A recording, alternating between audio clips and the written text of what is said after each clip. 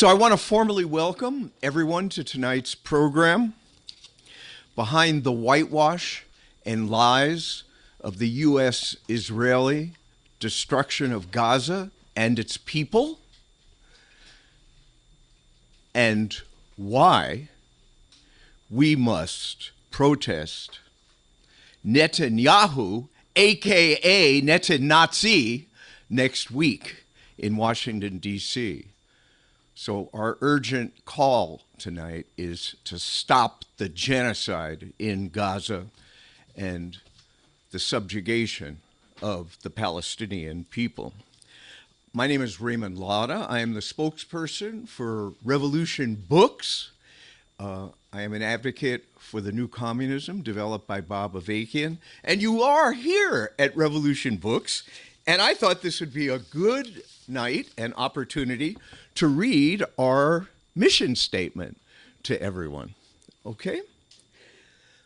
Think of a place where the whole world comes first and the poetic spirit meets the search for the truth, where people bring their outrage over genocide in Gaza and other crimes of the system and share aspirations for a far better world, and wrangle together over the biggest problems confronting humanity, with books and programs that enlighten and excite, and an atmosphere that challenges you to cast off ways of thinking that chain you to this oppressive capitalist imperialist system. A place where you discover the work and leadership of Bob Avakian, the most important political thinker and leader in the world today, author of The New Communism, and a place that you can connect with the real revolution to emancipate humanity and protect the planet. To make this real revolution that is more possible in this very time that we live in. Welcome to Revolution Books. Think about it, the most radical place on the planet. So that is our mission statement, and we've been working on it, right? Keeping pace with developments and new challenges in the world. Most importantly, the fact that we are living in a time when revolution is more possible, and we here at Revolution Books are rising to that challenge and enlisting all of you to become part of this revolution to put an end to the system that has brought forth the very horror that we are going to be examining tonight. So the program tonight is going to consist of a PowerPoint presentation, a talk by Alan Goodman.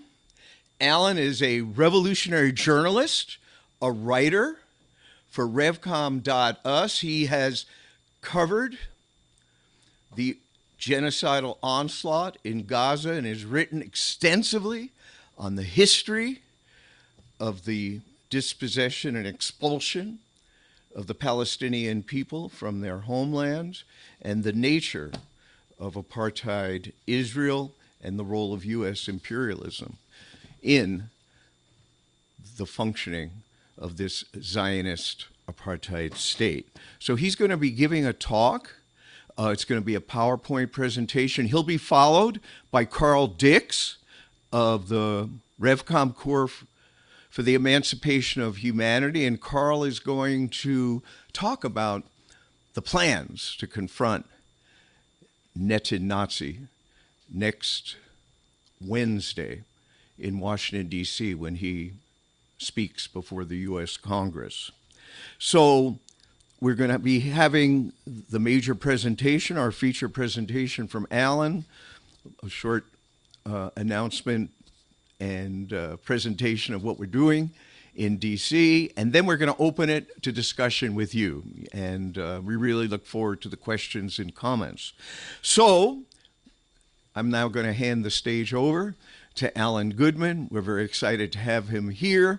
He is extremely knowledgeable, extremely persuasive, and we're going to give it to him. Thank you.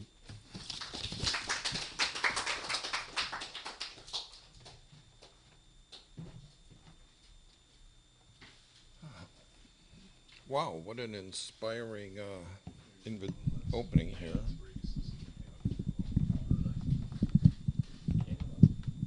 Perfect. Thank you.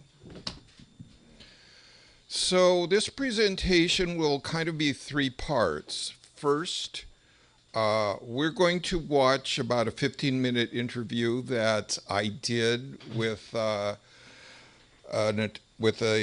doctor in Gaza a couple weeks ago, Dr. Jaber. He was working at the European Gaza hospital. That hospital has now been forced to close by Israel, and he actually points to the danger of that at the end of the interview. So we'll watch that. I got a little more background on that for you. It's not easy getting an interview with a working doctor at a hospital in Gaza, and it's a lot worse to be a working doctor at a hospital in Gaza. I was trading WhatsApp messages with Dr. Jaber for 2 straight days while he was on duty. You'll get a feel for what that was like for him. He managed to tear himself away and find a place to do the interview. You can't hear them in the interview, but there are bombs going off and shaking the building during it. And I did promise him that I would do everything I could to make sure that people saw this interview. It's available. Yeah. Dim the background music for now. Okay. So I did promise him that I would get this out, and it's easy for you to get it out. It's available through the Revolution Nothing Less show's website on YouTube, and you can share it wherever you go. Okay, so that's going to be the first thing. And then the second thing is we'll pull the camera back and just kind of review how can you really get your head and your heart and your arms around everything going on in Gaza, but we will look at some of the more defining features of what is really going on there and how horrific and criminal it is and what's behind that. Then I'm going to try and address a couple questions that I think need to be addressed specifically, which are basically, why does Israel act like this? And why does the United States support all of it? So that's the plan. And then, as Raymond said, I look forward to, it's been interesting so far hearing about the arguments you guys got into. It's inspiring. And part of what I think we want to all come away with here is both an understanding of the importance of what we will be accomplishing when we go to DC and be ready to take on all the bullshit and lies and whitewash. People are being programmed with this, but it is whitewash and lies over world historic crimes against humanity. So with that, let's run the interview, and I think I'll sit down and watch it with you. The U.S.-backed Israeli slaughter of the Palestinian people has not let up. At least 37,700 people have been killed, more than 15,000 of them children, and it's likely the number is far, far higher. Over 500,000 people are starving. Israel continues to target aid workers. Just this week, they bombed a health clinic and killed Hani al-Jafawi, the director of ambulance and emergency services in Gaza. Most of Gaza is totally and completely uninhabitable. Meanwhile, the government-sanctioned ethnic cleansing and theft of land of the Palestinian people in the West Bank has increased dramatically. This is a genocide of the Palestinian people, a U.S.-funded Israeli genocide. Last week, our correspondent, Alan Goodman, spoke with Dr. Majid Jaber at the European hospital in Gaza to hear directly about the nightmare conditions on the ground, conditions caused by the U.S. backing of Israel. Here at the RNL Revolution Nothing Less show, we're about making a revolution to overthrow the system that is driving this and get to a world without this kind of needless horror and oppression. And from that perspective, we recognize the importance of hearing from a wide range of voices, insights, and perspectives. To learn more about the RevComs, subscribe to our show and go to revcom.us. And now, here's the interview. I'm speaking with Dr. Majid Jaber at the European Gaza Hospital in Gaza.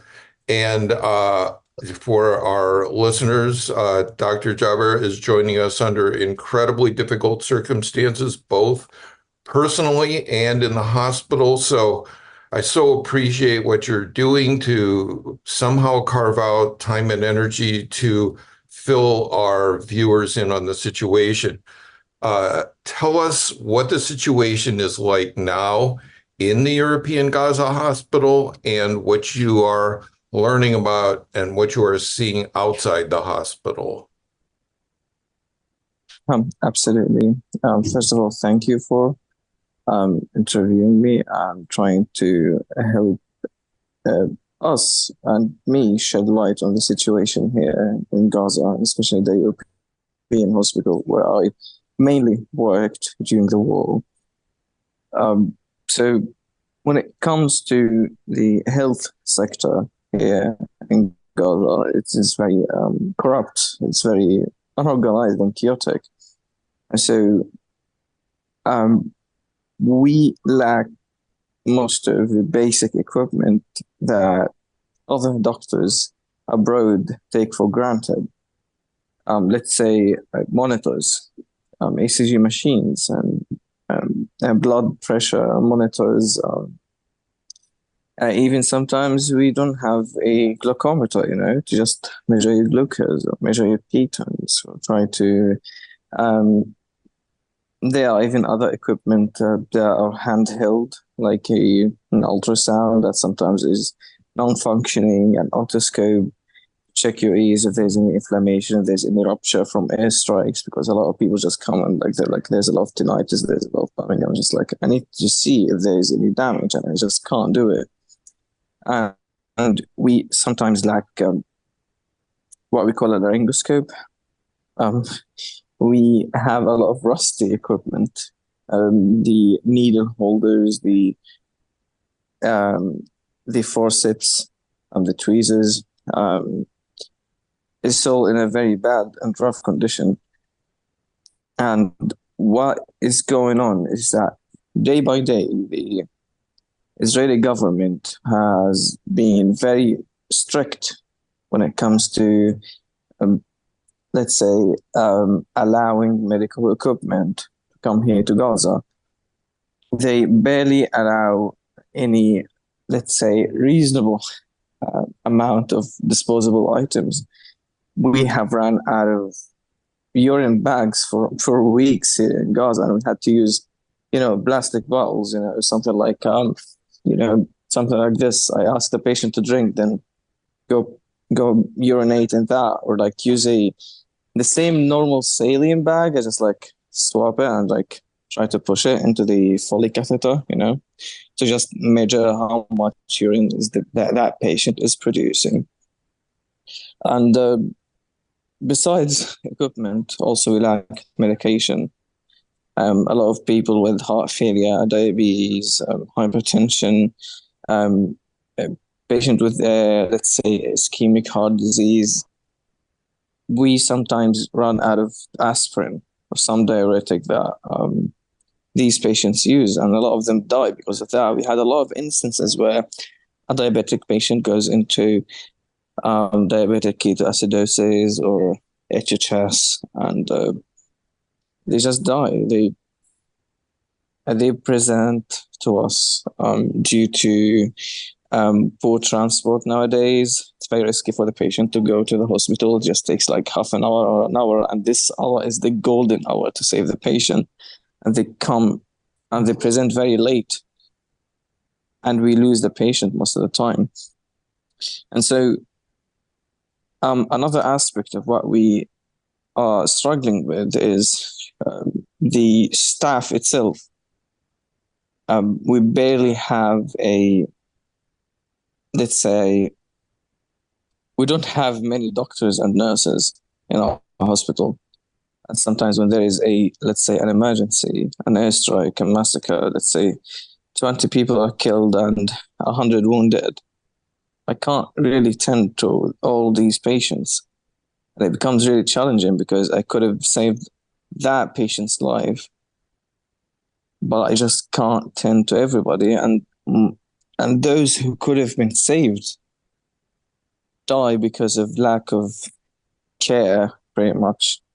And it is a dilemma. It's very frustrating.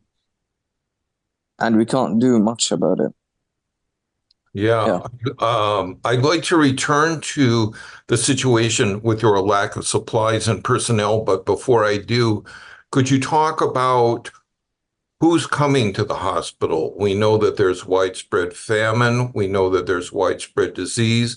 We know that there is widespread injury, but can you just give us a sense of who these people who are coming to you in such desperate need are?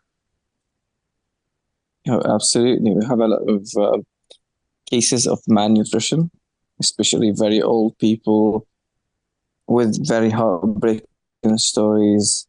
You see this mother who lost all her children, father who lost his wife and those who take care of him. And these people get in depression. They're not very compliant with their medication. They do not eat well, and they present to us because someone noticed something is wrong, and they present here very malnourished. Of course, let's not mention the organized famine, or let's say the starvation of our people. The amount of food that enters Gaza is specifically calculated, and this is not a special case during this genocide. If you look before October 7th, you can see the guidelines for the Israelis. They calculate how many calories per capita in Gaza. And this is very scary if you think about it. And now it has become way more severe. And so you see a lot of babies underweight, and it's really challenging because trying to feed these babies is also a problem. Like, medically speaking, you cannot just feed the baby all of a sudden. They can get into refeeding syndrome. They can get into a lot of problems. Also, a lot of the children cannot tolerate formula milk or breast or their mother's milk. Also, they need a special formula. This formula is usually very expensive. And you can't really have it here in Gaza nowadays, and you're just basically witnessing the child dying in front of your eyes. You can barely do anything about it. We see a lot of cases of so to give a better picture, a lot of these kids and children used to go to Jordan, go to Egypt to receive treatment for their chronic illnesses, because our health sector is very lacking. And now, once the war started, the genocide started, they're not allowed to travel. And we had a huge number of these children dying just because you can't really do anything about it. And of course, during the summer especially, there has been an outbreak of a lot of infectious organisms, namely hepatitis A. We have a lot of cases of gastroenteritis. Let's say we suspect that there are a lot of cases of cholera here, which is very scary. Already a patient or two died in the middle area of Gaza. And yeah, I'm evenly I just today I'm just suffering from, I don't know, probably acute viral gastroenteritis, probably could be hepatitis A. And this also another topic. Even doctors like me who are very meticulous about their hygiene, about their food habits, will get infected eventually because we lack proper hygienic tools. And so, yeah. I'd like to ask you something specific about that. The government of Israel and media here in the United States are reporting that Israel has instituted an 11-hour pause in bombing, and we are seeing maps and news coverage here that show a route from the Kerem Abu Salam, or Kerem Shalom in Hebrew, crossing directly to the European Gaza hospital. What is the actual situation in terms of that pause and reports that more aid is going through? What is the actual situation there? Well, so I personally do not believe or rely on Israeli information when it comes to a safe area or not. Really, it is very heartbreaking, but this is the truth. I personally lost my house when it was in the safe zone. I got injured twice, and you just really can't develop any kind of feeling of believing what they're saying, because it's just never the case. And I personally was shocked by the humanitarian pause or whatever they call it, because in real life, drones were always there, tanks and missiles and artillery shells kept going. So it's not that safe per se. And the medical aid, we haven't received any, barely anything. Of course, there are some foreign doctors from medical delegations that come and pass through Karma Salim crossing, but we're talking about like 3-5 doctors only, and they can't do so much because they are allowed to only carry 2 suitcases and 1 backpack, most of which are not medical equipment. They're not allowed to carry a repeating item. For example, if I'm gonna bring like 2 stethoscopes, one of them is not gonna pass. Especially medications also is a big problem because they do not allow any medications to come through, even like simple medication. It's just nope. And so these doctors that I've talked to, those who came here recently, are very frustrated because they brought a lot of expensive items. They brought a lot of medication, and they even contacted me to ask for feedback. Okay, we need this, we need that. And they barely came in with anything. So whatever they say is not really the case. And the European hospital now is the central hospital in the south of Gaza. And it's very close to the eastern borders. Let's say if the Israeli forces wanted to, let's say, encircle or invade this hospital, it only would take 10 minutes. And so it is very risky for most doctors to come here. And this is one of the reasons why they are very understaffed, because everyone's just afraid of their lives. But at the same time, this eastern area, this eastern front, has a lot of people living here still, a lot of refugees and displaced people.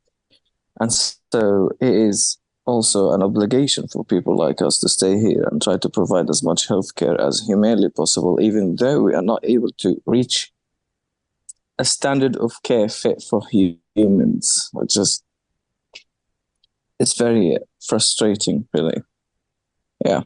Well, I have tremendous respect, and I'm sure everyone watching this does, for the courage of what you and others are doing, the sacrifice you're making. Just to clarify for our viewers, you yourself are quite ill and still doing this. And I think that impresses, speaking for myself, that impresses on us in this country that is more responsible than anything, any entity in the world. This country is enabling Israel to do all the things that you're describing. And we have a tremendous responsibility here, those of us who have heard what you have to say, to do everything in our power to stop that genocide immediately. And I really hope that what people have gotten from what they've heard from you inspires and compels them to act. So thank you so much for the sacrifice you're making, and the particular sacrifice you made to do this interview. Is there anything you wanted to say before we go? Oh, absolutely. I just want to encourage American people, especially those who come out and protest in the universities, in the streets, in their homes, those who post online, those who come outside and try to leave a fingerprint when the government is very oppressive against them. Whenever a person opposes the government propaganda when it comes to supporting Israel, when they try to resist and try to change the status quo when it comes to universities blindly supporting Israel, the government, the universities don't care about them. They are risking a lot. They're risking their education, they're risking their jobs, and yeah, they're fighting for us. And I just want to say that thank you so much for that. And I'm truly grateful. I know sometimes shows, or it seems as if there is no impact, but there is. We're not going to see a quick change, but if people are brave enough now to fight for us, if people are willing to speak up for our cause, then there is hope for a change. And Rome wasn't built in a day. And same case for us right now. And with the help of people like you and those who protest for us, I hope we can see brighter days in our lifetime. Yeah. Thank you so much, Aaron. Thank you, Dr. Jabber, and take care, and we'll stay in touch.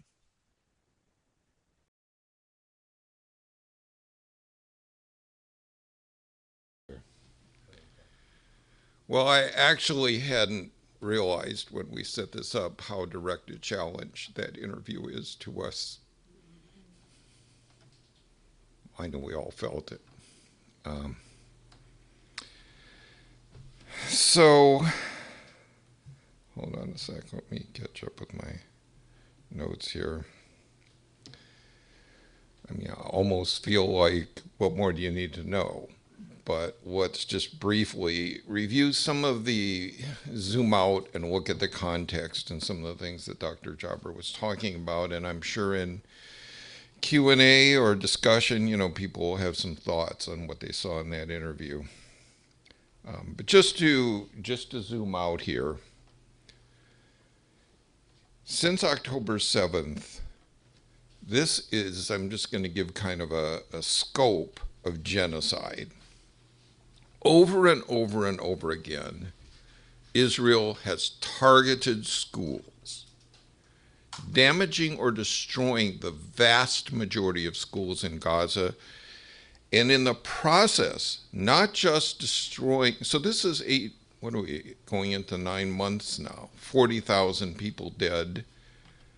Nearly half the population of Gaza is school-aged children. There's no schools in Gaza. All the things you would get in a school, blown up, basically. And along with that, people who are sheltering in those schools. And over again, these strikes are described, and this is a quote from the official Israeli response to what happened when a school in Nusrat was bombed. They called it a precise strike against the terrorists. 90% of the population of Gaza has been displaced, most of them multiple times.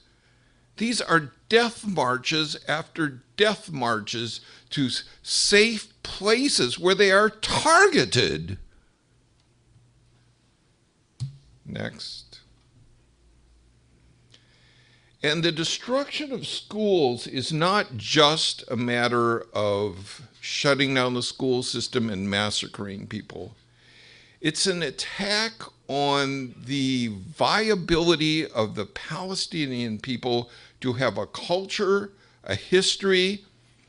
We're going to look at it's like a 30-second video clip of what Israel did to Isra University on January 17th, 2024. This was a small university in Gaza. A majority of its students were women. I found this out. I just went to, you know how if you're interested in going to whatever, Columbia, NYU, CUNY, you go to their website, you read about the programs they have. Their featured program was one on the role of law in civil society.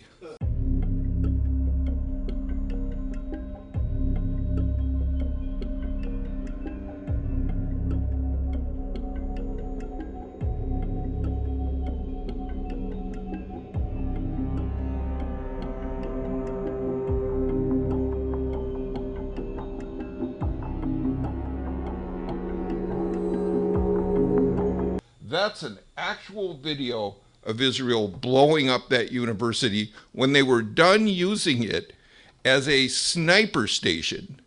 Now think about this. You hear Israel say, oh, we had to blow up the school because, you know, hundreds of feet underground there was a Hamas tunnel. Israel seized this university, used it as a sniper station, and blew it up without any claims that it was being used by Hamas. It just got in their way, both logistically and in terms of crushing the culture and the spirit of the Palestinian people. Israel's military, and this is true in the West Bank as well. I was reading about an Israeli incursion into a West Bank town. First thing they went after was what? A small band of fighters from Islamic Jihad? No. First thing they went after was they tore up the streets, they destroyed the sewage system, and they blew up the bakery. This is a scene of people waiting for food near Gaza City. Word got out that there would be some food distributed, and I think it was 3 days later, Israel carried out what's known as the Flower Massacre, killed 118 people and injured through shooting 760 others, people waiting for food. And Israel, you heard Dr. Jabber talking about the really out of control situation with disease in a hospital. And he was telling me, I can't remember if it actually made it into the video, that, you know, the doctors who are as conscious as anybody about sanitation are all getting hepatitis A just from the situation in the hospitals. So Israel is targeting sewage systems, targeting anything. Essentially, Israel is carrying out germ warfare in the form of destroying waste and sewage systems. Based on an analysis of previous and other conflicts, the very respected, very prestigious magazine, The Lancet, published a letter that documented that based on what's already been done, if there was a ceasefire, a real working ceasefire when the article was written, which I think was July 5th or published, that the projected death toll, yes, we've heard the 40,000 number. We know that 10,000 and other arguably reliable estimates say many more people buried under rubble. But the ongoing damage from all this will be 186,000 deaths. And if you've seen what we heard from Dr. Jabber and what we've looked at so far, you can see these are 186,000 murders. Okay, I'm going to address the two questions now very briefly, and I hope we get a chance to get into them in discussion. We get to hear what people are running into. But two basic questions. Why does Israel act like this, and why does the United States back them up in it? Well, let's take the first one. Now, in addressing these two questions, I'm going to draw on and strongly recommend that people really immerse themselves. First of all, follow Bob Avakian, Raymond introduced you to him. He is the leader of the revolution. He is the author of A New Communism. And he has been providing incredible and very frequent guidance to how to navigate through the situation that we're in to get to a situation where we can overthrow all this and replace it with something much better. He has a series of social media dispatches. They're on every social media channel. Everyone should be tuning into them, subscribing to them, and then doing what I'm about to do, or at least try to do, dig into what he's really saying here and how does this address what we're running into and the questions that we ourselves have. So in speaking to why Israel is what it is, and here's a question that he's responding to when people say, well, what's Israel supposed to do? Hamas attacked us. Well, his response is that Israel is supposed to stop brutally oppressing the Palestinian people.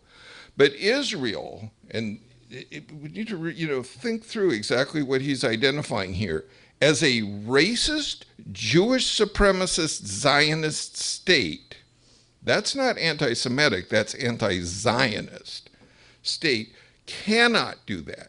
It cannot do that because murderous oppression of the Palestinian people has been built into the state of Israel from the very beginning, and Israel could not exist without brutally oppressing the Palestinian people.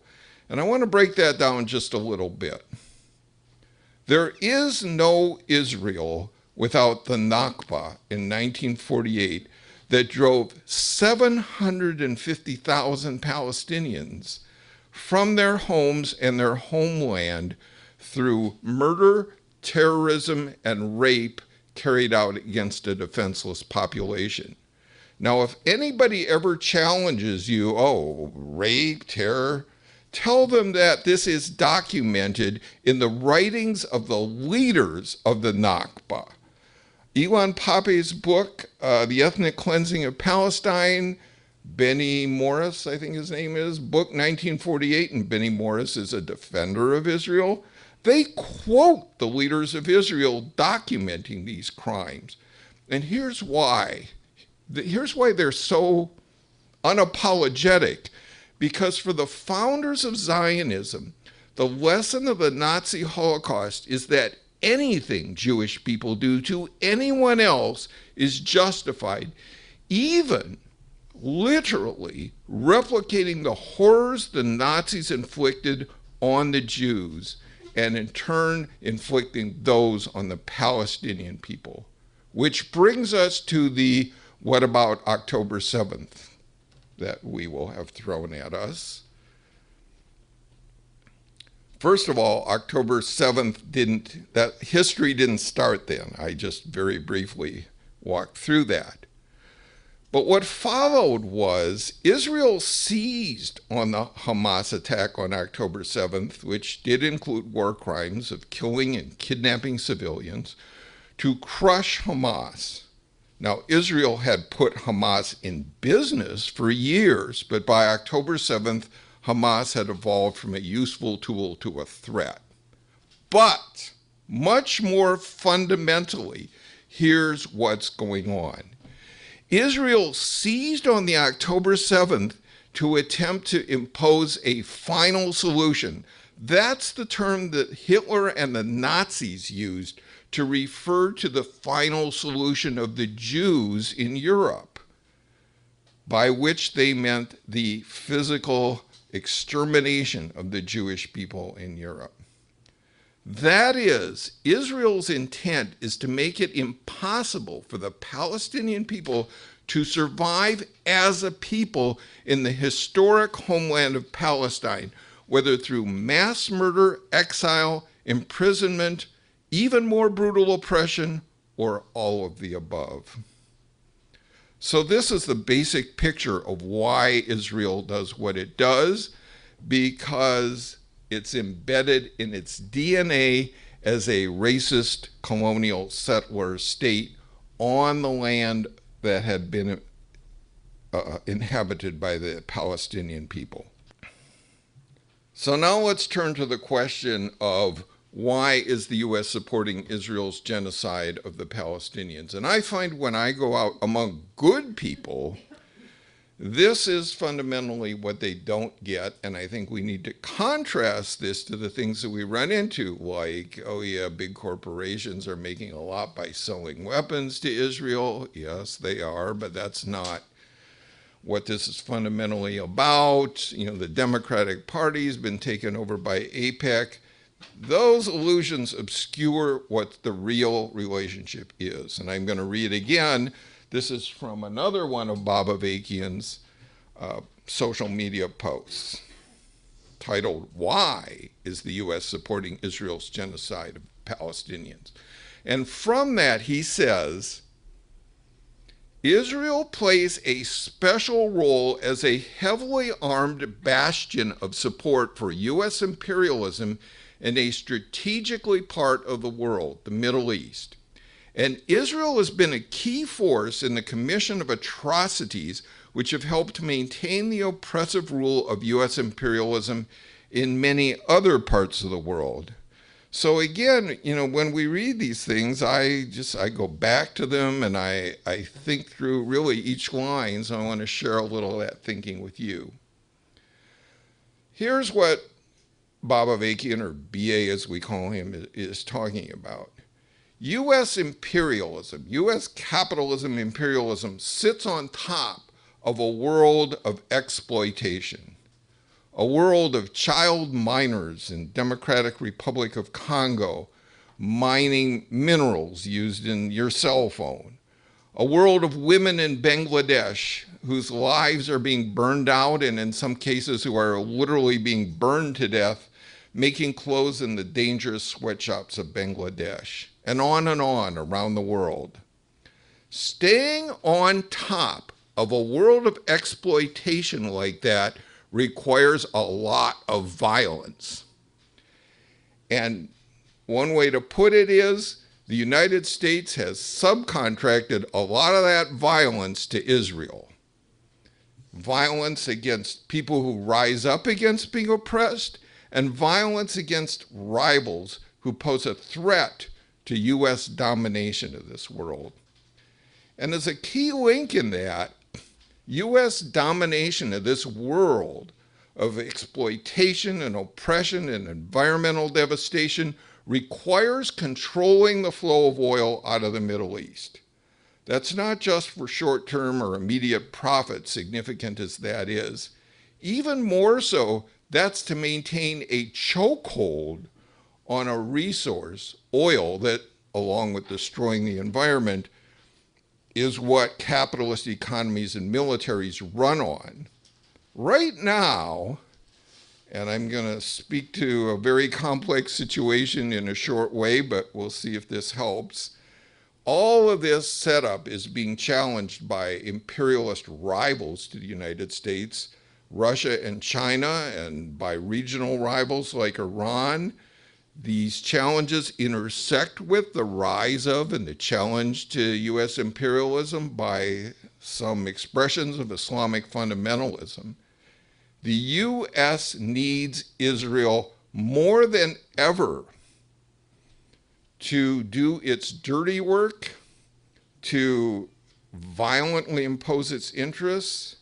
Yes, the U.S. has other allies, Egypt, Saudi Arabia, but those allies are on shaky ground. The U.S. is hated by most of the people in there.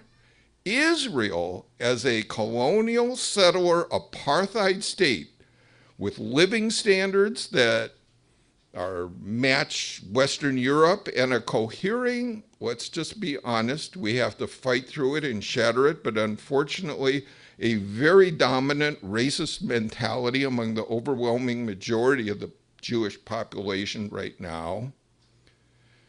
This is a society where people don't hate the U.S., they identify with it, and along with the powerful military, this is part of what makes Israel such a special an essential ally for the U.S.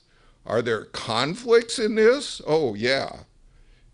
Israel often, and especially now, sees its interests in ways that conflict with Biden in particular.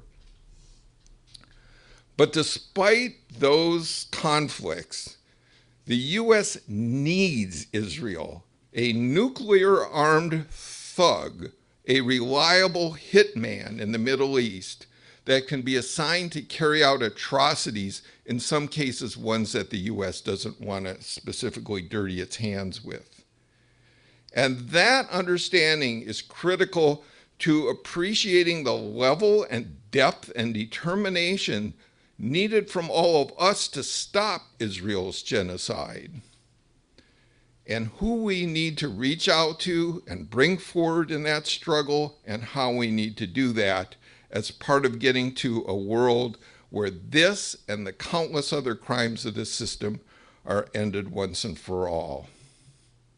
So I want to leave people with a precious resource, which I've invoked a couple of times already, which is Bob Avakian's social media posts. Raymond asked you to silence your cell phones, but you can zap that QR code. I'm going to leave it up here. This is my last slide. And this will take you directly to a series of posts that speak to what we've been talking about and many other questions that we're going to run into in relation to Gaza and making revolution. So with that, I think we're ready for Carl to tell us what the next steps are. All right. Alan has told you about the way this genocide is coming down and why. Well, the architect of this genocide, Netan-Nazi, is coming to D.C. July 24th. He's going to speak before Congress. He's being given a platform to lie about the genocide and justify it. And it is very important that resistance to this be manifested in the streets of D.C. There is a call for a protest that's happening on the 24th, and the RevCom Corps for the Emancipation of Humanity is organizing a contingent to go to this protest. Why this protest needs to be powerful was spoken to here. The special responsibility that people in this country have because of the role that Israel plays in relation to the U.S. has been spoken to here. So people got to go to D.C., got to be a part of that.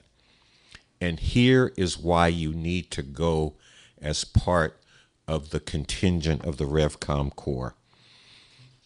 Because look, we're going to be going down, we're going to be saying no to Netan-Nazi, we're going to be saying this genocide must be stopped. And at the center of our message is going to be the slogan, I think it's there. No fascist Trump, no genocide Joe. The whole damn system's got to go. We're bringing forward, we need a revolution to get rid of the system that is responsible for this horror and many other horrors. The message of this revolution has to have a significant and growing impact in society.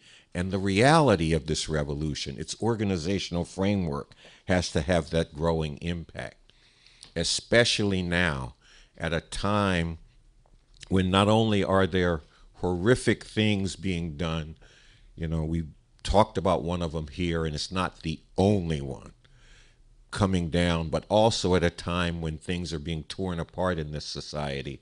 There needs to be another way, something else out there for people to relate to. Not a time to decide between representatives of the oppressors, but to actually see that there's a way out. And we have to manifest that way. And it really matters that that way be manifested. Alan has already talked with you about Bob Avakian Official and the social media messages that Bob Avakian has been putting out. I want to draw from the most recent message, message number 61, which is titled, "The Difference You Can Make in This Revolution." And I'm not going to read the whole thing, but I do want to draw from it because he speaks to in this, and when you get your phone back on, or if you have it on now, go to that QR code so you can listen to the whole thing. By stepping into this revolution and becoming part of its organized ranks, you are helping to bring the thousands that are going to be needed to be brought forward to lead millions when an all-out crisis develops. By acting together with others to build up and manifest the organized strength and influence of this revolution, you are taking part in changing the way growing numbers of people see things, changing the situation in the country as a whole. You are drawing more people into the organized ranks of the revolution and preparing masses of people from different parts of society for revolution. And as you're doing this, you're continuing to learn more about the revolution. So people need to come with the RevCom Corps to the protest in D.C. on July 24th. And look, raise your hand if you're going to D.C. on the 24th. Okay. We need you to be part of this corps, this contingent that the RevCom Corps is bringing. We not only need you to be a part of it, we need you to organize others to be a part of it. Bring them with us. So think about people that you know who hate this genocide, would like to see it stopped, and who also know there are other horrible things that are happening, but don't think there's anything they can do about it. Well, alone, there isn't that much they could do about it. But as part of an organized force, there's a lot that they can accomplish. Take to them that this organized force is going to D.C., standing up against this genocide, bringing this slogan to it: no fascist Trump, no genocide Joe, the whole damn system's got to go. And get them to listen to BA official number 61 about what difference they can make in this revolution. So let's go to work on that, sisters and brothers. Buses are going to be leaving from Manhattan and Brooklyn, 6 a.m., I believe. Barclays Center in Brooklyn, not sure what, Union Square in Manhattan. We're going to go on those buses. We're going to have a team on each bus. Arrange to get your ticket tonight. Get this T-shirt. We have the slogan on this T-shirt. Get your T-shirt, because we want to have a bunch of people in this T-shirt with this slogan, acting together, looking as if they're together, and bringing to people the attractive sight of an organized force, and to some other people, the specter of an organized force that is working to get rid of this system and end all the horrors that it causes. So get your ticket, arrange to get your ticket, get a T-shirt, and let's go to work to bring others to go down to D.C. with us on the 24th. Thank you. All right, so we're going to open it up to questions and comments. And Alan put a lot before us, and it's your opportunity to comment and pose questions. And I think one thing I'm interested, but also it'd be good for all of us to hear what people are running into, what you're having trouble answering. We want to, as part of this, I think this is in sync with what Carl was calling for. We need a much broader societal debate, which the rulers of this country are desperate to censor, lie, suppress, ban, fire, and we need to fight through that, and we need to have, there can't be silence. Everywhere people need to be. I mean, Raymond was telling me while we were waiting for the meeting to start about this very dynamic, charged experience out on the Upper West Side, getting into it with people. People need to see us taking on the lies, the bullshit, the utter immorality. How about this one? Well, the Nazis did it. What's so bad about us doing it? I mean, that is the... Okay.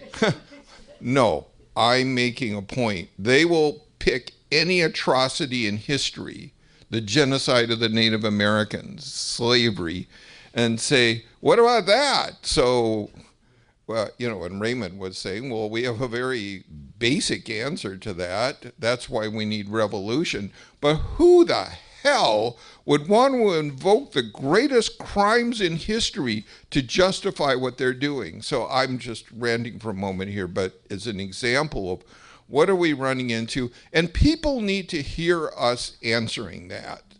And as they do, they need to get emboldened. They need to pick up stuff they hear from us and be able to then go back wherever they came from. So I think we should have a vigorous engagement here.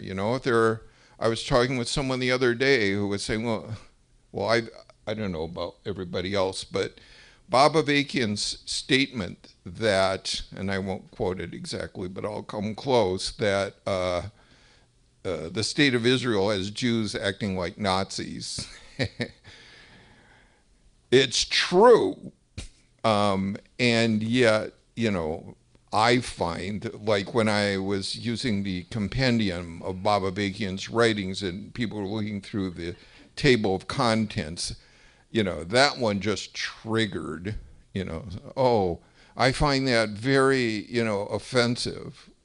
Well, what are we running into? Why is it okay for you to say that instead of engaging whether or not it's true or not?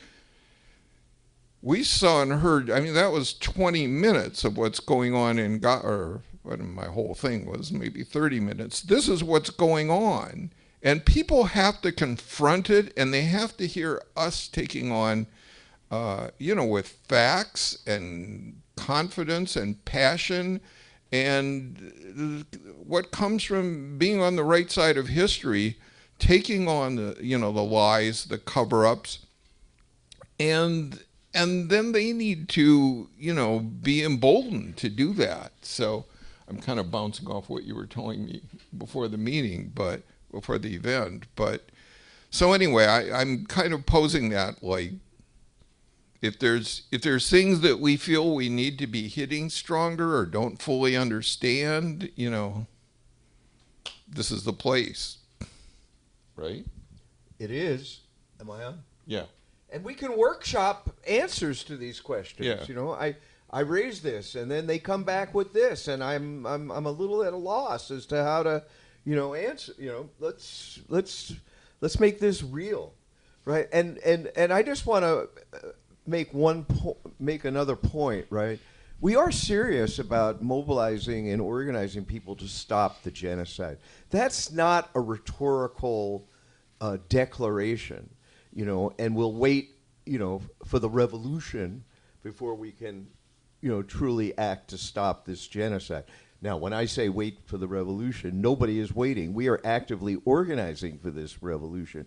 But no one should construe, the argument that we're making that that this revolution is urgently needed and more possible to make now because, only revolution can put an to a system that brings forth in Israel, that creates, all the institutional means of enforcement, to perpetuate the state of the world. And it's a state of the world that's leading to the annihilation of the planet.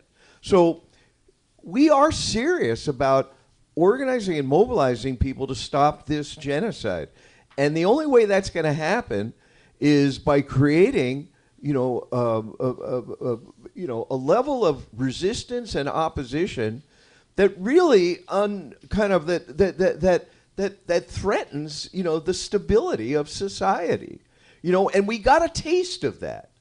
Okay, this is not some, ideal type, of, the kind of movement that we got a taste of that, through the fall and through this academic year when the universities became the flashpoints of this heroic resistance.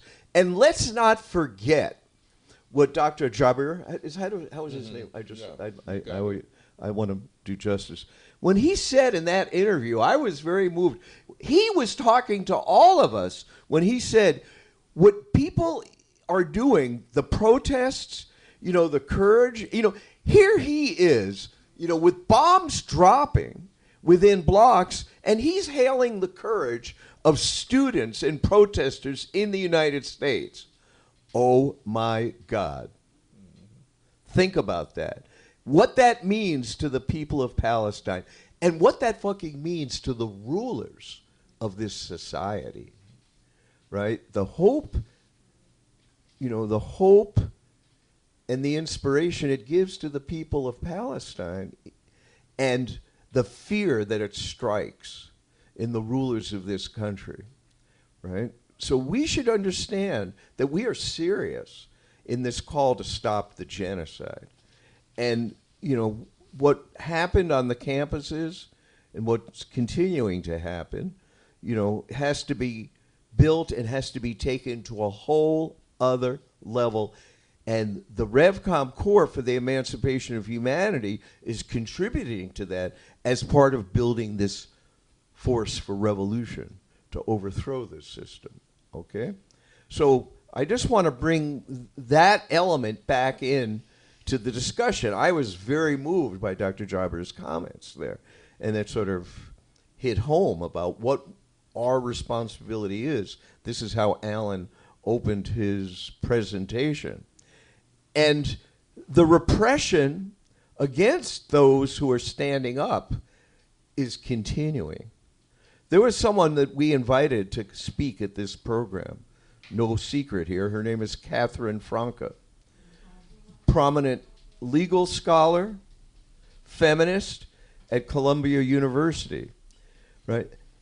She has been outspoken in her support for the student protests, right? And her name is being dragged through the mud, and her job is on the line now. This is someone who has tenure, who, on paper is as reputable a scholar as you could find in a university today. And yet, they are threatening to fire her. They've put 3 administrators on leave from Columbia because they weren't buying into all of this nonsense that anti-Zionism equals anti-Semitism.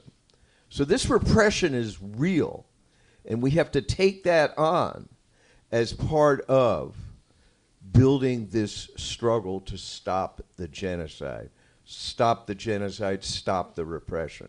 So I just want to sort of put the whole that's not the entirety of the picture, but this is a very important element of the picture.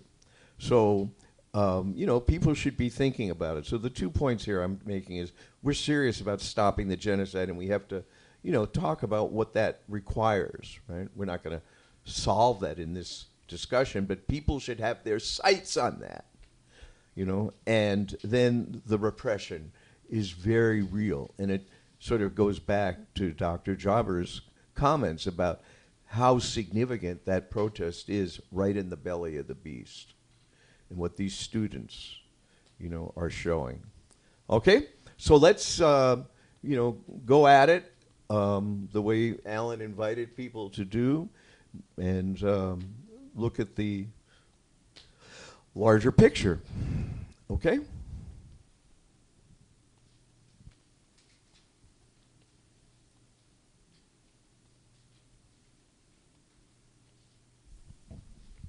Yeah, I'll just bounce off that for a minute because obviously we have work to do. and fighting through things like the repression. I'm thinking back to even, what I read in Baba Vakian's memoir about the role of when the university authorities suppressed on-campus organizing in support of the civil rights movement, that then brought in large numbers of students who were at first just shocked at that. Repression has a intimidating effect, but it also is the effect of revealing the nature.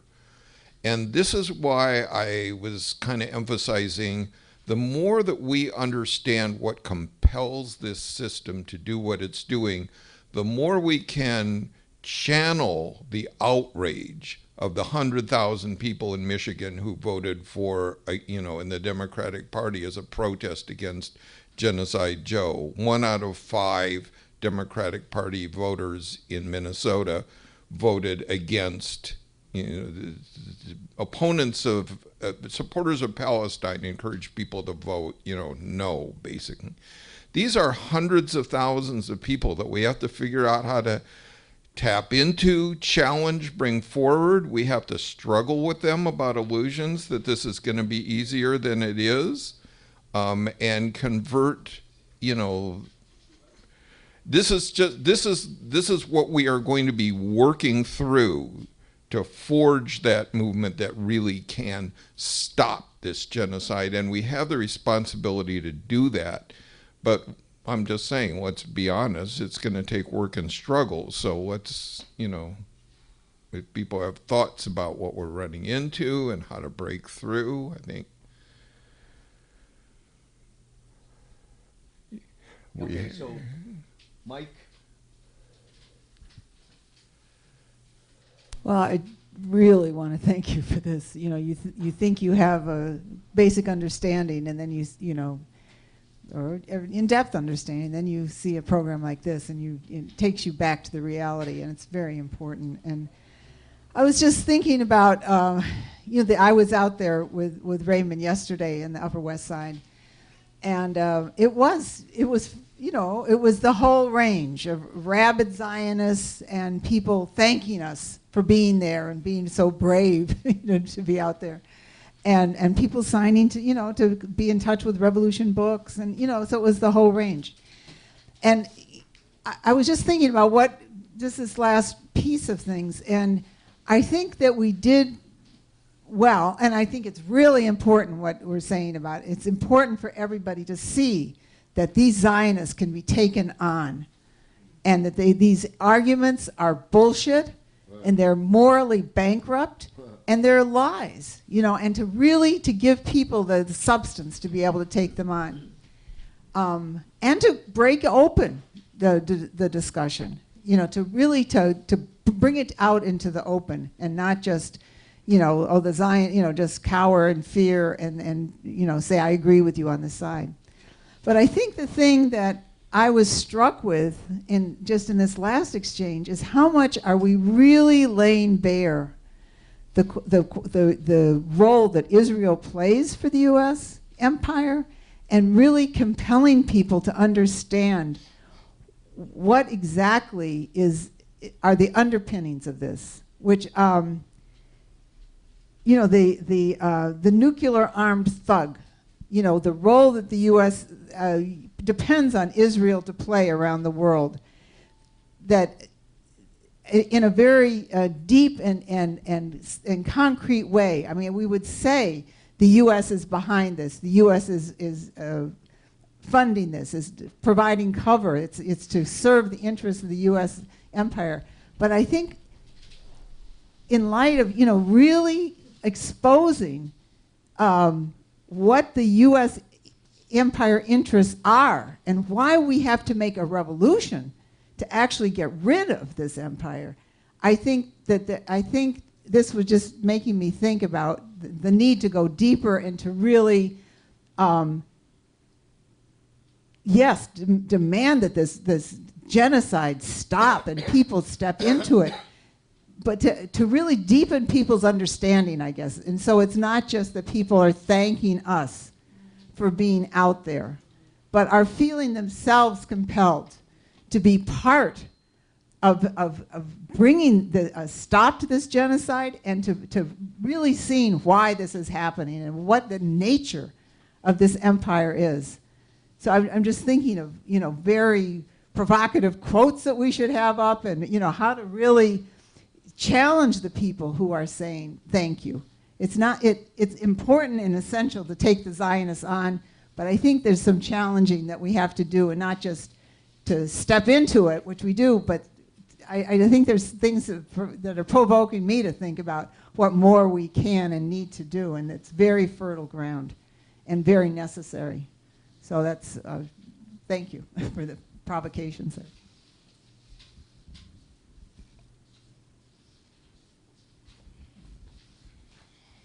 I think it was important the way Alan walked through that when you were focused on the BA official, I forget which one it is, and I think it's 7. Why is the U.S. Supporting Israel?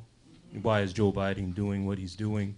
And some of it makes me, it really actually made me think a lot about the problem we do confront also out on the streets, taking this up and struggling with other people to get into it. That's related to the one you have on the screen now. Why should I care about Palestine when we have so many problems here?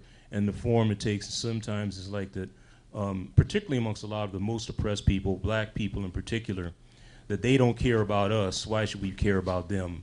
Or even to the point of like that we have to look out for ourselves and fight for ourselves or look out for ourselves, which infects everybody. But when you walk through that whole thing about like why the U.S. actually does this, it puts it points out a whole different way of understanding all of this, that their asses are hanging out all over the world. They've got a lot of serious problems that's being exposed to many more people, and there's a basis for folks to understand the potential there is in shattering their whole power over everybody, and that we have a chance here in the belly of the beast, as we call it, the most powerful imperialist power in the history of the world, and situated in a strategic place right now to be able to strike a powerful blow for the whole planet, for humanity itself, within this situation that's emerging. And folks not seeing that and being thinking on the one side, well, this doesn't show their strength, how powerful they are. It actually shows a strategic problem they have that they are desperate to get out of, that they have to do this to maintain their empire. This shows their ass more, and it opens up things.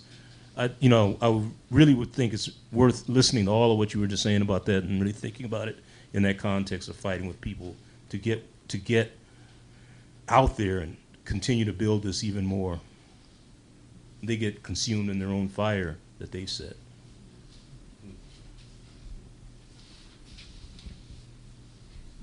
I wonder if we should go more into the question that was just posed about people saying we got enough problems here, because one of the factors that we need to unleash, first of all, obviously they're wrong about those people there don't care about us. You make them watch that video clip. Yeah. And there have been other expressions. I mean, people, like he said it, bombs dropping on them, and they're reaching out and saying how much they appreciate the sacrifice of students who are being expelled from schools. So that's bullshit. But also, this is something that we do need to, this is a force in society that, one of the factors that we need to unleash to accomplish what, the challenge that Raymond was posing. And I know there's people here who have some experience in that. So, like, for instance, I don't know if people followed this, but in LA, the RevCom Corps for the Emancipation of Humanity held a teach-in in a park in I think a Black and Latino neighborhood, which is, trying to tap into that. Oppressed people should be able to see that this is, our blood over there, which is, as we used to say in the 60s. Joan?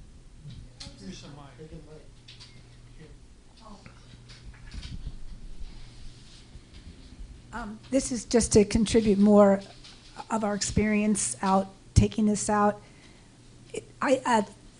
The point that BA makes about what's the essence of this? Why is the U.S. so hell-bent on standing with Israel? And then he contrasted, it's not because of the power of the Jewish lobby. It's not because of, Jews run everything. And I think that, we could, somebody who's been around this for a long time, it's a little bit easy to kind of, dismiss that. Well, that's ridiculous.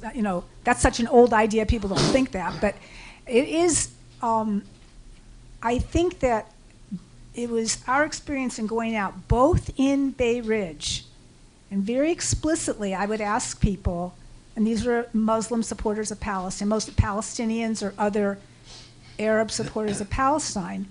And one of the times we went out, and when we had a table and stuff, and I would put it very explicitly to people, why do you think the U.S. is steadfastly backing this? And two different people, older men, both of them, well, because the Jews run, they have so much money and they pressure, it's what they want. It's the Jews in the U.S. are so powerful, it's about money, etc. So we were able to show him, the BA official, said, listen to this. And then that's among that section of people. And this is just a little empirical, but I think it's, it's emblematic of what's held by a lot of people. And then when we were at Barclays Center and we had the banner, no fascist, no, it was the one that we did about July 4th, about why not support July 4th and calling on people to write onto this banner, don't celebrate America. And it was interesting how many people, their comments, people could look at that banner, and this was not just, these were all different kinds of people, wrote Free Palestine on the banner. There's a section of people, and these were some young people, and then some kind of progressive Brooklyn types, but some, basic black people writing stuff about Palestine. This is felt among a certain section of people. But when I would ask people, why do you think the U.S. is standing so steadfastly with Israel, it's very common for people to say exactly the things that Alan was talking about. Because AIPAC's so powerful, because it's all about money. The corporations make a lot of money. And this is fed by, progressed by left organizations that are spreading this misunderstanding. So I think I just wanted to underscore that is how critical it is that we, bring the truth to people that use this, BA official stuff. There was something else I don't remember, but that I just wanted to give some concrete experience. You want to say something? Yeah. Need I answer anything? Hi everyone. My name is Hilal. I'm from Gaza actually. I have here in US 1 year ago. I'm a graduate from Al-Azhar University, baccalaureate of the law, and I need to say just something about Dr. Jaber. Yeah, I think I know his family. I know some people from his family. Yeah, this was not surprise for me actually, because I watched a lot of war before, like, yeah. About Gaza, Gaza Strip, the one most of the densely populated on the earth, places on the earth, also like 40 kilometer long and 12 kilometer wide. That's it. And we have there like 2,142,000 people there. Most of these people, refugees, they deported after the Nakba. I think in English call it the catastrophe. Yeah, there is 1,700,000 refugees from this is number. Yeah, the life there actually before this is war also not easy. We have a lot of stories there, difficult. The life, Gaza Strip call it like one air prison, like this. Yeah, open air prison. Sorry, Yeah. Also, of course, like everyone in Gaza Strip, we lost a lot of people from my relative, from my family, from my friend. Some people graduate with me. That's happen, every day. Yeah. I need to say just that. Of course, we lost a lot of people, but never we lost our community. That's what I need to say. Thank you for support my country. We appreciate that actually, and the people see that actually every day. And thank you for everyone here. Thank you.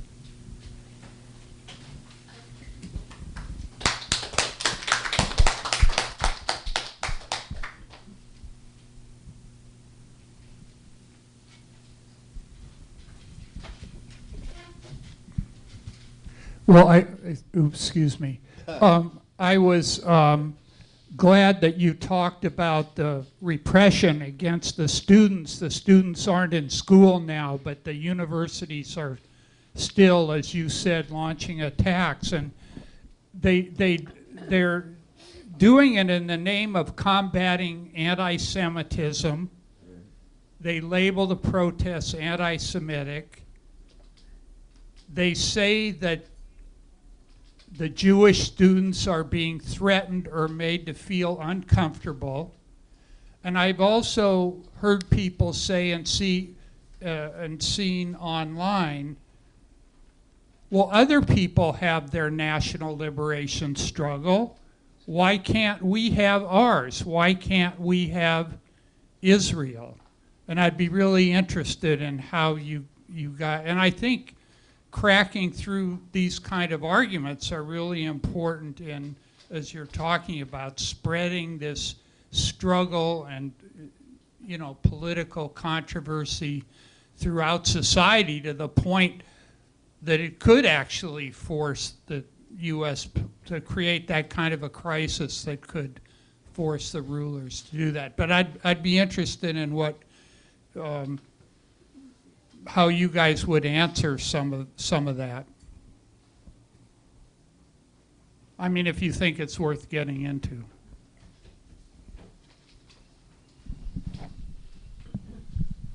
Well, some thoughts on that. Yeah.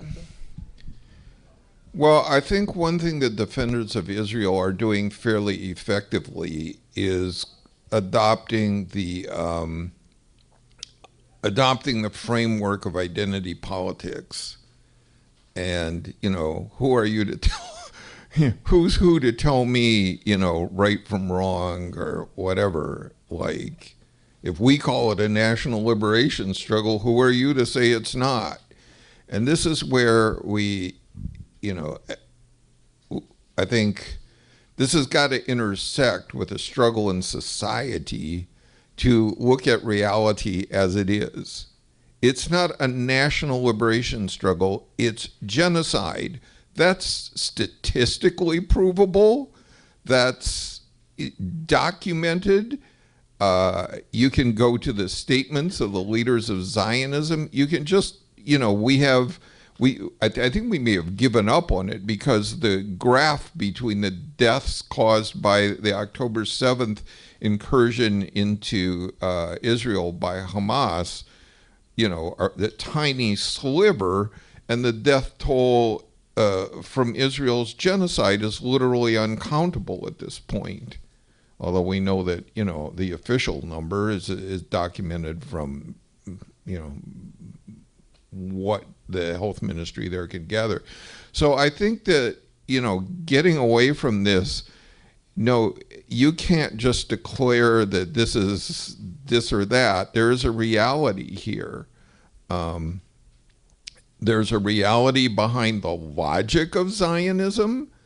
This is not, this is not a, what do you call it? Like your reality versus my reality. The logic of Zionism is that anything that Jews do, and this is not anti-Semitic, this is anti-Zionist, what I'm saying, anything that Jews do is justified because of the Holocaust. And there's a morality there. There's a direction that leads for humanity that can be posed. So I just think, there's getting back to, I think it's, the first comment, the more that we are grounded in the reality of what's really happening, where did Israel come from, who sponsored it, what role has it played, was Palestine a land without a people for a people without a land, or was it populated by Palestinians who were driven out through the Nakba and documented irrefutably in the writings of Israeli leaders themselves that this was carried out by terror, massacres, and rape. So, it's not our reality versus their reality. It's not, who's to say it's not a national liberation struggle or whatever. It's genocide. And I think it does go back to kind of the early rounds of discussion here of really grounding ourselves in the reality there. And there's a lot, these especially Bobavakian's number 4 through number 7, there's so much concentrated in there. That's why part of what I was trying to do was break down, a couple paragraphs, but also I was trying to sort of break down a method of really ourselves getting everything, squeezing everything we can out. There's so much packed into these things that we can build on and literally go out with, and then then we'll learn more and we'll encounter other stuff. But I did want to kind of keep coming back to that.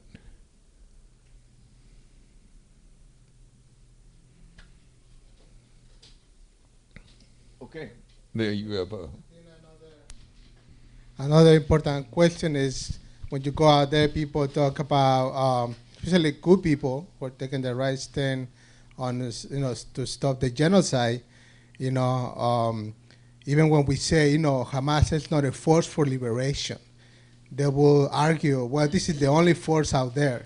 People, political groups like PSL hold this position. So therefore, since the only force out there, then we must defend it or stand with it. Well, no.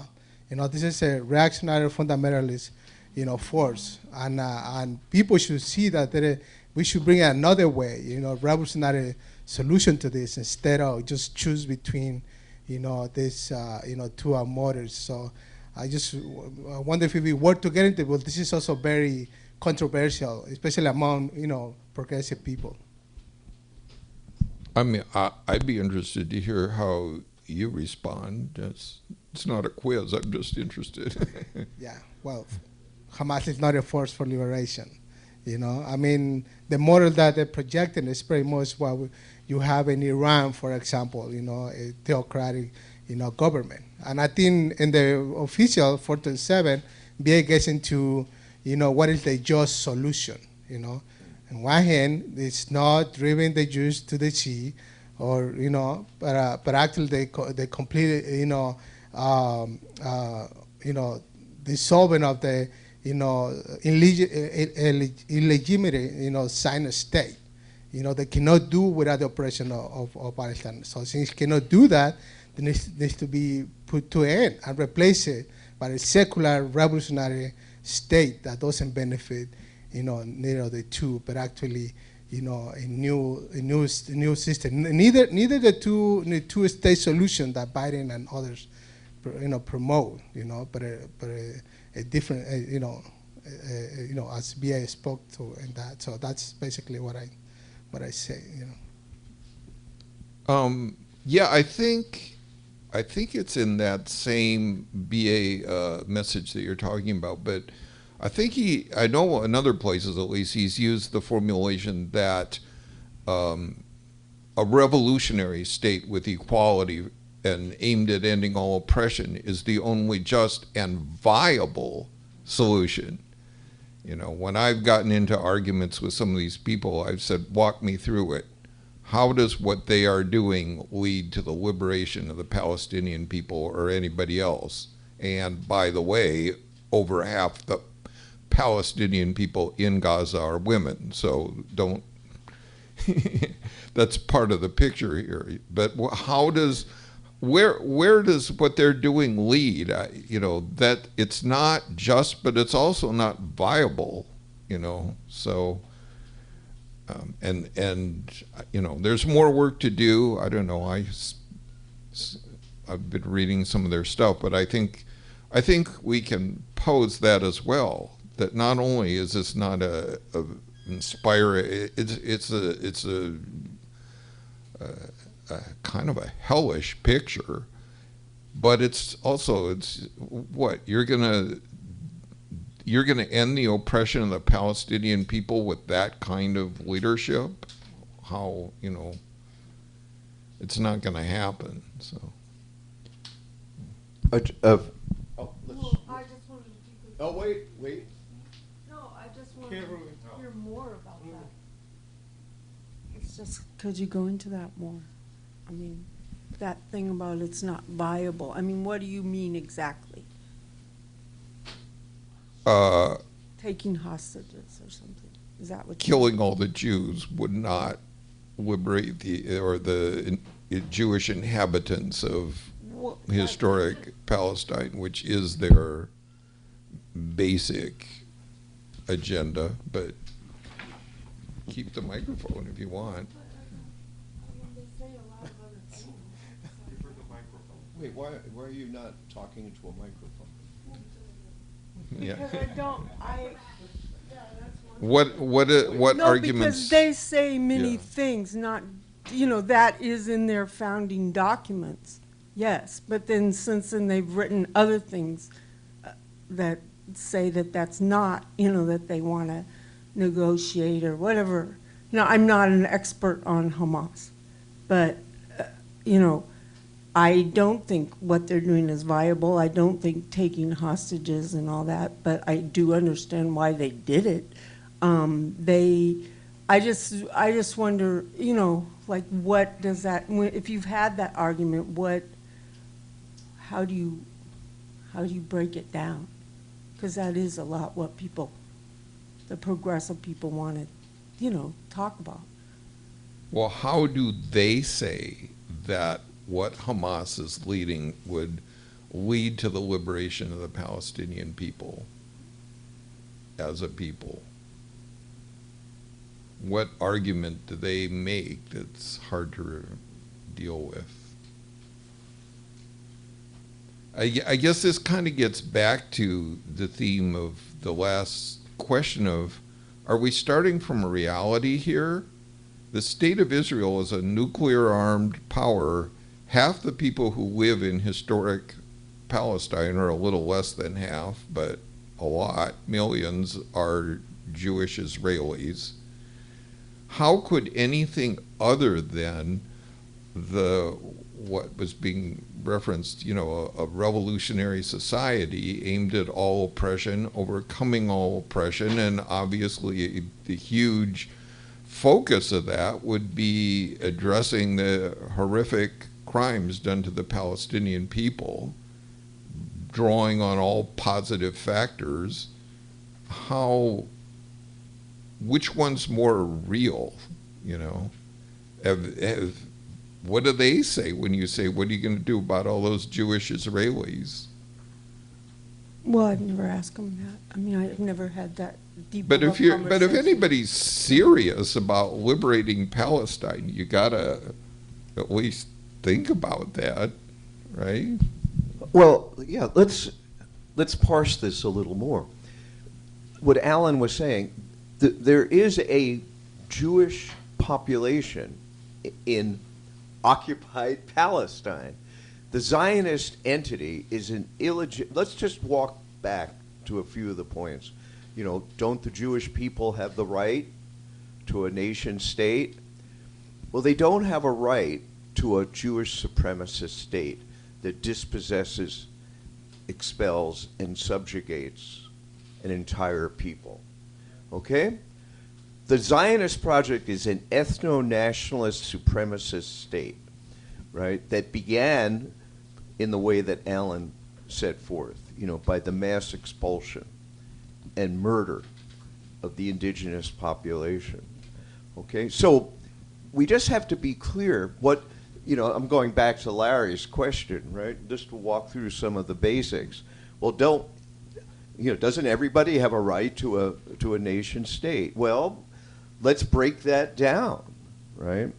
You know, don't the Boers of South Africa have the right to a white Boer? The Boers were the Dutch settlers of South Africa that ultimately melded with British colonialism and established the Union of South Africa based on, you know, the horrific oppression and denial of rights of the indigenous African peoples and a regime of super exploitation. But didn't the Boers have a right, you know, to their, you know, I mean, that's why you have to go through, you know, you have to actually go through this, right?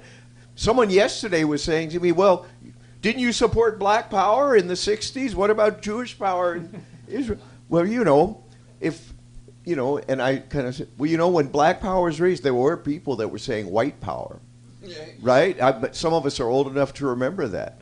You know, they just appropriated a slogan and, you know, to make a case for white supremacy, right? So, you know, there's nothing intrinsically supportive about a quote-unquote nationalist project, right? So then you have to look at the actual situation. That's what Alan was saying. You could, in the early 1950s, you know, a just solution could have been the repatriation of the Jewish people to different places in the world, right? A just solution at the end of World War II could have been the creation of a Jewish state in Bavaria, in Germany, you know, as restitution for what the Nazis did, right? I'm just saying you would make a materialist analysis, but it's not the right. But I'm talking about that's another discussion because I'm talking about the dynamics of Zionism and right. What is there in common between Zionism and anti-Semitism? Is someone in the floor want to answer that? What is there in common between Zionism and, what did I say, and anti-Semitism in its depiction of the Jewish people? Anyone want to take a stab at that? That the Jewish people cannot live side by side with other people. Are people following me? Yes. That is what there is in common between anti-Semitism and Zionism. The Zionist project says that we cannot coexist with another people.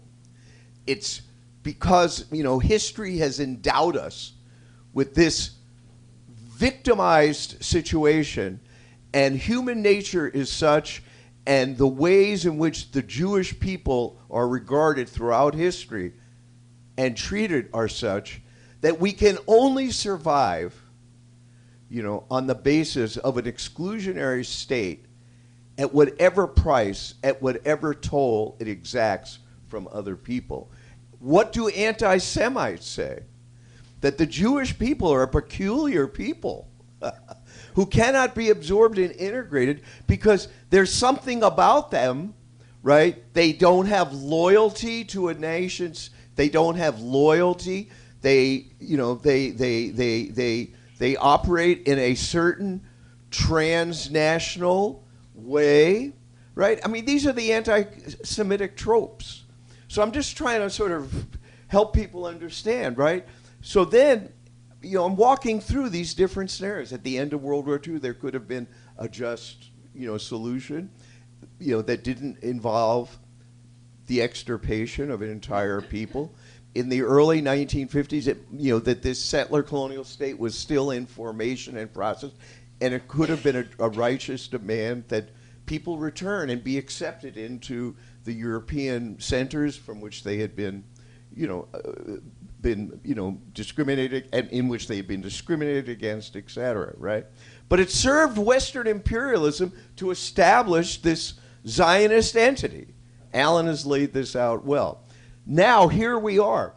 If you look at that book by Rashid Khalidi on the 100 Years' War, he is one of the scholars who has come to the conclusion, he's not a revolutionary, right? But he is a scholar. I mean, he's he's a very good, thorough, rigorous scholar, right? But he has recognized that there is, that the Jewish population in what is today Israel, they do have, national rights, but those national rights cannot be met and must not be met through a Zionist formation.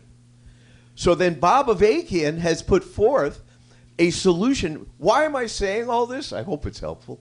I'm saying all this in response to your point about viability. What makes it, what makes something viable and not viable, right? It's no longer viable to say that the solution, leaving aside the Hamas, drive them into the sea and so on and so forth, and bullshit, the bullshit window dressing, oh no, we're not the same Hamas, and, we're not anti-Semitic, and, I don't want to go there right now in that, okay?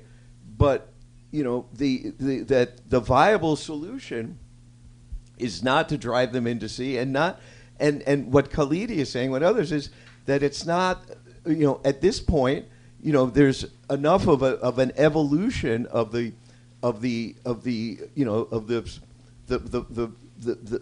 people, the Jewish people in that part of the world, that there is a basis for a binational Jewish, Arab or Palestinian state. It would be a Palestinian state that Avakian says would not involve through law or religion the supremacy of one people over another. And it would be a revolutionary state and society that is working towards ending all oppression, right? That is the only viable solution. I mean, I think I've given some examples of why it's viable, right? Is it difficult to achieve? Yes. Is there a force that's fighting for that? Mainly, not yet on the scale that it must be. But this gets to the other, level of discussion. If the only choices are Zionism or Hamas, there is no just and viable solution, right? I heard, I've shared this with people this morning, but the show The Electronic Intifada is on WBAI every Wednesday night. And they had a Hamas apologist on last night, and he was saying, look, the choice now is in the Palestinian movement is resistance or accommodation to Israel, right? And the Palestinian Authority represents accommodation, and Hamas represents resistance. That's the choice. And you can't, confect and dream forth what your ideal solution would be. The facts are on the ground. What is there in common between Zionism and this kind of thinking? That the only choices are what are immediately presenting themselves before you. And for a variety of reasons, Hamas has gained a great deal of ideological hegemony and influence, right? It's kind of obvious, right? And what this person was saying is that you have to proceed from the reality of the situation. And the reality is it's Hamas or Zionism. And that's an unacceptable choice. And it's not the only choice, right? And there is a material, social, and ideological basis for this just and viable solution that Avakian has put forth, right? And, I was trying to walk through some of the other historical moments when it might have been a different solution. But this is the only just and viable one, right? That speaks to the demographics, that speaks, to the population concentration, to the evolutions of peoples, right? And yesterday, again, I'm going to give real, like we're workshopping, et cetera, our experiences. So someone said, well, then you're calling for a revolutionary secular, but Hamas is going to say no to that, and what are you going to do? And I said, look, there are people in Iran who are in prison right now, revolutionary communists taking up and fighting, for the new taking up and fighting for the new communism and for a revolutionary state, right?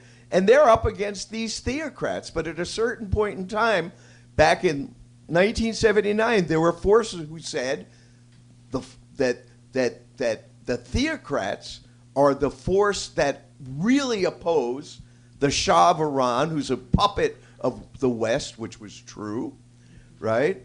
And they tailed that. They followed that, right? And they trailed after that. So the point I'm saying in this discussion is that you have to call out these forces for what they are, right? And there is no liberation in the program of the mullahs of Iran, and there's no liberation in the program of Hamas. And the point is that we have to fight for this solution. Is there a material basis for it? That's the point. Is there the outlook that can lead it? Yes, there is, the new communism. That has to become a force in the world. It's becoming a force in places like Iran and Mexico. But look, this is what has to be promoted and projected. And and the argument that was being made on this show is, who are you to say? Well, it always comes back to, well, who are you to say that this is the only choice? I've gotten that, who are you? It's not who are you and who are you. It's what is scientifically correct. And what is actually materially and socially possible. And what outlook has to guide that. Avakian says at the start of the BA official, who am I to say this?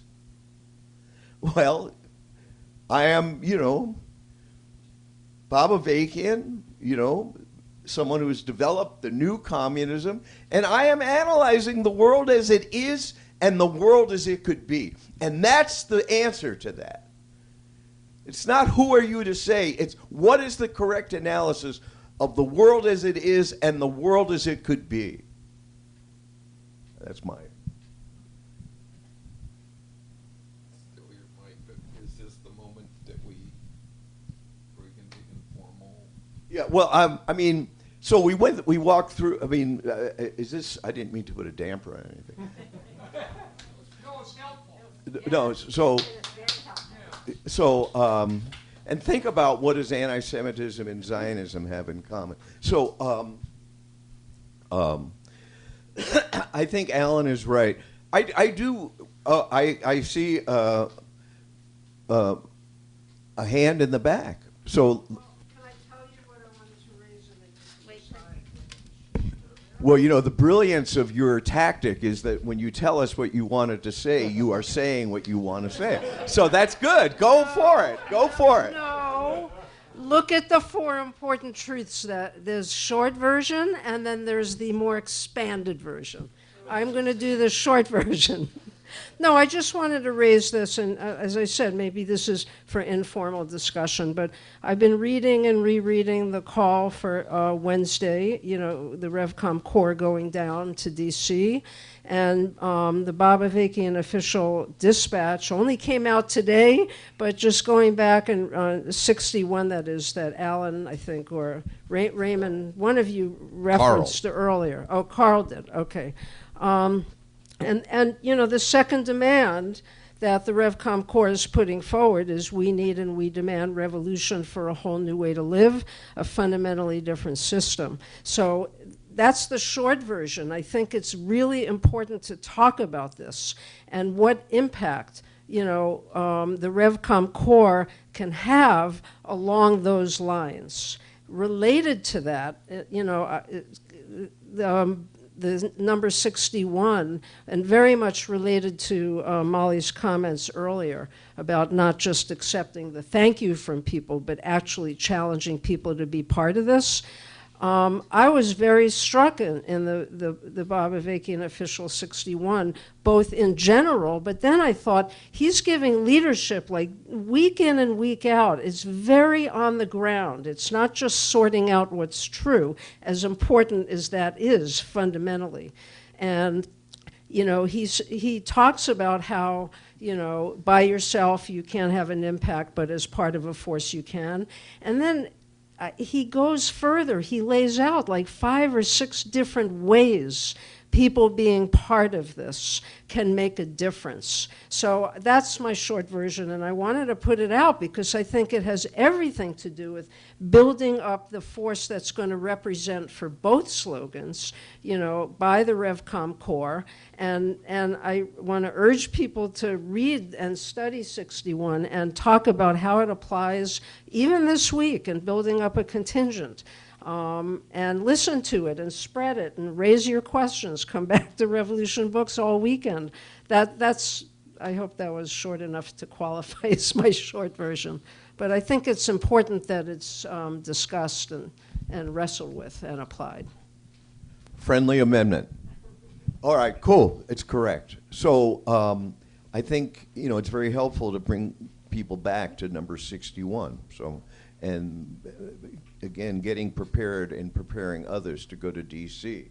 I mean, that is kind of like our next sort of focus in relation to the program we held tonight and, our ongoing exposure of the crimes of U.S. imperialism and vis-a-vis, what's happening in Gaza. And, we really are going to have to kick out the jams for this, for this 24th in D.C. So Carl is going to be staying in touch with people, and the RevCom Corps for the Emancipation of Humanity is taking is taking some responsibility here for building this contingent, and we should spread the word and give people all the practical ways that they can get involved, the tickets for the bus, and we're going to, have to have some creative planning, right, to sort of maximize the impact that we can have with the banners, the slogans, right, discussions on the buses, right, lots of different things that we'll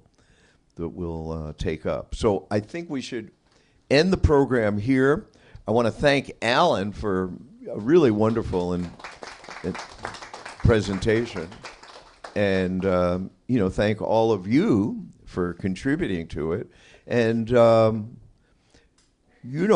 a program like this really emphasizes the vital and indispensable role of this bookstore, Revolution Books, the beacon for a whole new world. And, people need to support this bookstore financially, need to bring other people into this bookstore, need to spread the word of what happens here. And it is, in fact, the political, intellectual, and cultural center of this movement for a real revolution. So we need to have more programs like this, and we need people to financially support the bookstore because, we can't function without a broad and broadening base of financial support. It's not just digging into our own pockets, which is important, right? But we have to broaden the financial base of this bookstore. And going to work on that is part of broadening the base of this revolution. So everyone should keep that in mind and make it their responsibility, to build that base of support, the political, ideological, and financial support for this bookstore at a time when this revolution is more possible. So if you have ideas, if you want to think about making a donation tonight, you have other people in mind that you would like some of us to speak to about this bookstore, to make a donation. I'm here, Jane is here, Brenda's here. I'm saying we could set up meetings with people.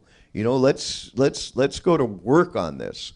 So we have a new palm card coming out that, people can use. I read it out loud at the start of this. So, it's got a little poetic little slant to it. So that's the deal.